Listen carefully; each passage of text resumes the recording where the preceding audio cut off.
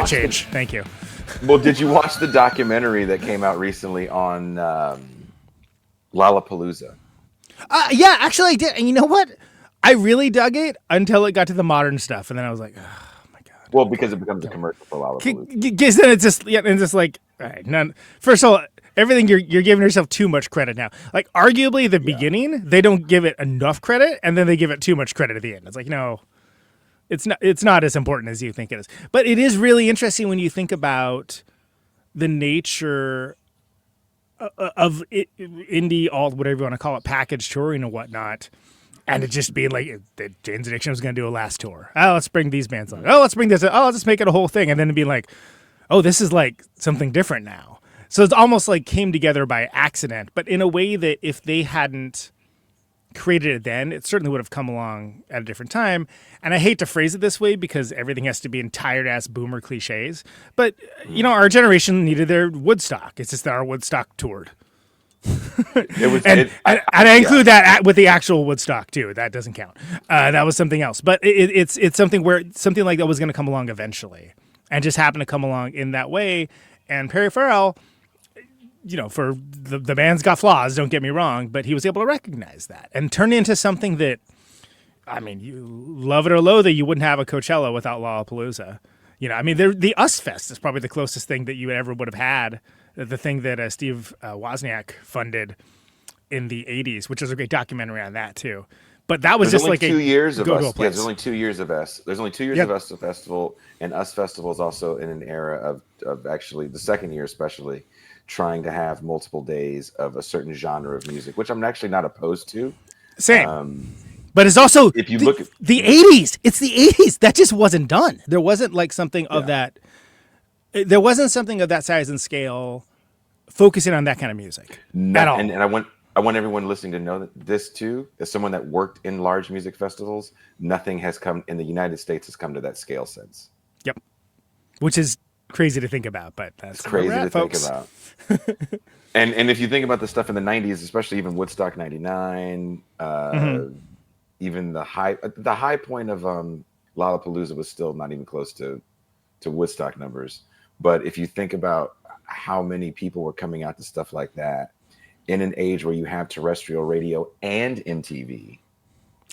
Right, so you have the closest thing to a monoculture, right? And then also you have one thing I liked about the documentary is it didn't shy away from showing the, you know, as cheese dick as it sounds now, like the whole rock the vote thing, and like they were registering voters, and like all the other like elements that go beyond just like the, you know, getting trash in a field and like listening to cool music. Like there were other social elements to it that people now associate with the internet and with social media was not around then. This was one of the only ways to like kind of find your people. If you went to a Lollapalooza, you could probably just strike up a random conversation with someone and have like something in common with them. Be like, I went to a Lollapalooza. Did you ever go to a Lollapalooza? Yeah, I the one I went to the one that was Devo, Soundgarden, and Metallica, aka the first one that were like, it's sold out. 94, 96? 96, 97, I can't remember. But I remember people were mad as hell that Metallica was playing a Lollapalooza. And I was like, whatever, dude. And also, like, Cows played, Melvins played. Like I said, Devo, Ramones. The only time I ever saw the Ramones, Lollapalooza. One of my favorite bands of all time. Do you think that in 95, something like Metallica, metal music in general, has reached this weird point where we're little guys coming up with this music and you're an outsider if you listen to Metallica? And for me in junior high, if you had the Metallica or Slayer shirt, you were a weirdo. By the time we get to 95, when Metallica's got the success of the Black Album, and I believe the first Load is 94. Load, yeah. It might be. Is it 94? It could be 95. I don't remember. But Load. It wasn't the outside. It wasn't 95. But those records were so huge. Metallica was such a big band. Megadeth, Slayer, all those guys are playing stadiums. They become jock music in this way that they never were jock music maybe before 5 years before. Well, I think there was, from my perspective anyway, there was definitely a split between the, only people that weren't in the group would call them the alternative kids, but like the punk rockers and indie rockers versus the metalheads. And there was sort of, everyone could agree on Slayer and Motorhead. Yeah, that was about it. But it was sort of, it wasn't like antipathy. It just was, it was a distinction that if you try to explain it to people now, they're like, "What? Like this is like you didn't hang out together?" It's like, no, because that felt like a different culture, and it's silly because if you stop and think about it, it's like, well, it should be like all these things versus like the pop kids or whatever. but there was. Metallica was, to borrow a Mudhoney song, in and out of grace with the non-metal kids for a number of years. Like everyone thought that Enter Sandman slapped, right? You know why? Because it slaps. Yeah. Is the Black record the best record? Hell no, it's not. Of course it isn't. No. But there was crossover appeal on all that stuff, and the metalheads would be like, "Oh yeah, Soundgarden's got some killer riffs," okay, so people, there were cross pollination, but there was way more of a needless distinction drawn between the two, I think, than people even give it credit for now, because culturally that was never documented. In fact, there was never anything. What was documented of the quote unquote grunge scene is the most absurdist, cartoonish representation of what it was in the first time. And there's whole elements of it that just not even mentioned because it wasn't cinematic. But there was plenty of great things happening in a lot of genres around that time, and just what hit the monoculture is what hit the monoculture, and we're at the time 95, I think, is when the wave starts to crash back. 95 is an interesting year too, because as I'm going through this list of music, the list I showed you, our secret archive of records that we don't want anyone to know where we get these lists from. That our top researchers compiled, years and years of research, millions of dollars of think tank money. Yeah. We're using this think tank money for what? Oh, okay. If you look at this list, Conan, and I'm going to be serious. I'm looking at this list and I'm like, I don't know a third of these. No, I don't know 80% of these artists, right? The playlist right now, which is not done, by the way, is 19 hours long.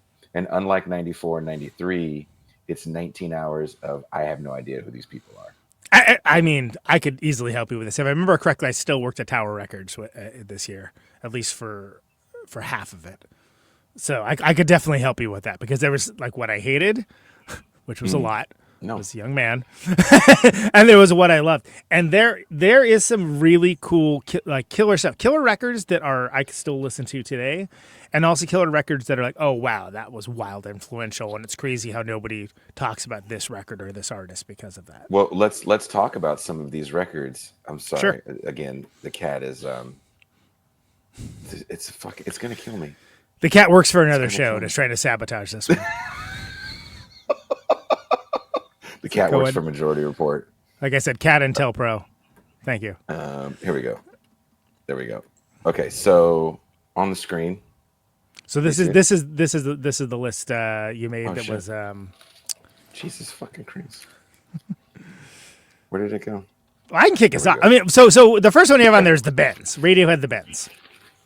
Which yes, I'm the first one to admit. I was like, I still thought Radiohead was just creep, and which I was like, oh yeah, that one song is good, that record stinks. I didn't bother even checking out the Bends when it came out. I know, crazy. Did you like that record? Did you like the Bends? That first record? Oh, I love the Bends. When I went back and listened to it, hell yeah. But I, for whatever reason, had just wrote them off. I wrote them off, and then when the one after that, OK Computer, right? And I was like, oh, what? This is really good. I better check out that record before. And I was like, oh man, this is badass. Like, what was my problem? So it took me a couple of years to kind of wise up to Radiohead, which I'm glad I did, because that means I got to be in it and a fan by the time they did Kid A and Amnesiac and all that, and sort of experience that of oh wow, they went hard with some different stuff on this one. But honestly, if I'm gonna listen to Radiohead today,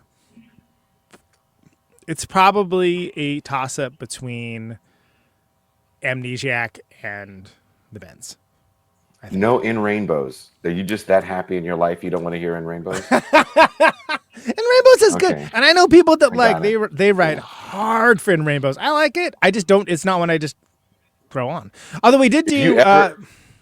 If you ever want to cover Weird Fish's arpeggios, I will literally come on stage and sing that. Okay, all right, that'd be out of the box one, boy. If you dare try to cover it, I will come on stage and I will sing the shit out of that song, and we will have the whole crowd in tears.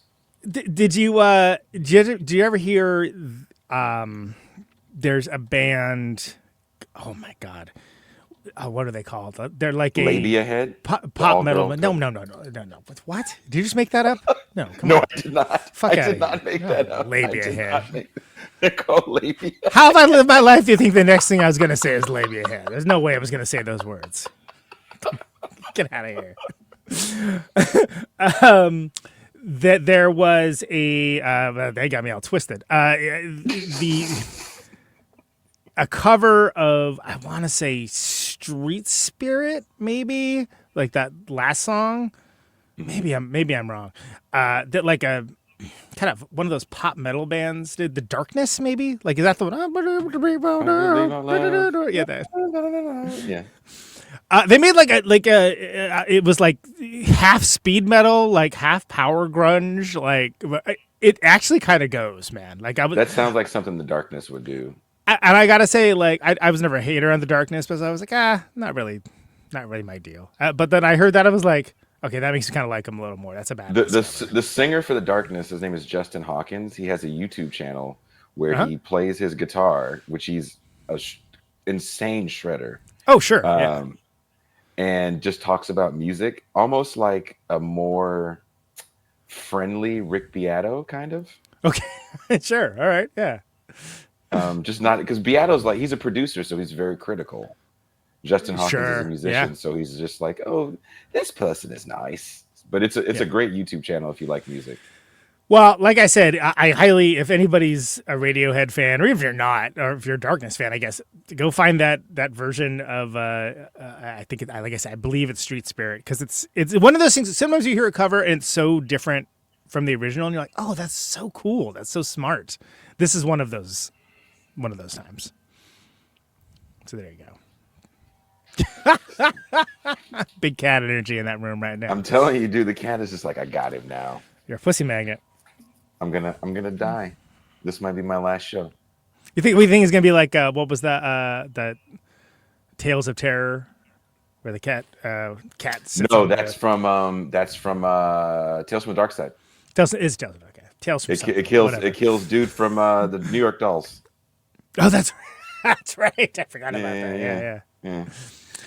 The next record is Bjork. Army of Me is that was huge, and that was huge in a way that even if, like, everybody knew that song, at least, even if they didn't know the rest of the record. This is where I am with music, and I don't know if you feel the same way. Mm-hmm. If you look at 94 and 95, especially when you get into the stuff like the Nelly Hooper stuff, all that Bristol stuff that was coming out, trip hop, Tricky's, I don't know if this is his first record, but there's a Tricky record on here that comes out. Portishead. If you listen to that stuff and then listen to a lot of modern music, electronic music now, it doesn't sound that different. But if we were going to go from 95 to, 30 years before 95, 1965, this music would sound fucking insane. Imagine playing Bob Dylan, Jizza and Method Man's. He would be like, why is what is this? Next thing you know, Bob Dylan's rapping. Yeah, I mean, yeah, exactly. It's so rapid fire. Like, what's going on? I mean, what is Subterranean Homesick Blues if not like,